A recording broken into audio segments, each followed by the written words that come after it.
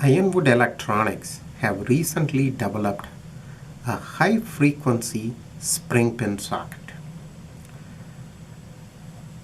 The spring pins used in the sockets are capable of 60 GHz bandwidth, 0.3 nanohenry inductance. The height of the pin is 1.65 millimeters and the current capacity is 2 amps per pin. This specific socket is designed for a chip that is 13 by 13 millimeters, 0.5 millimeter pitch, 23 by 23 array, 529 pin ball grid array device.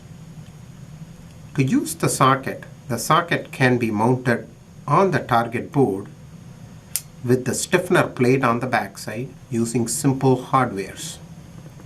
Once the socket is mounted, the device with the proper orientation is matched to the socket's orientation. Once the device is placed in, close the lid, compress it so that the floating plate compresses down the spring pin to the board. Then the socket is ready to use. Thank you.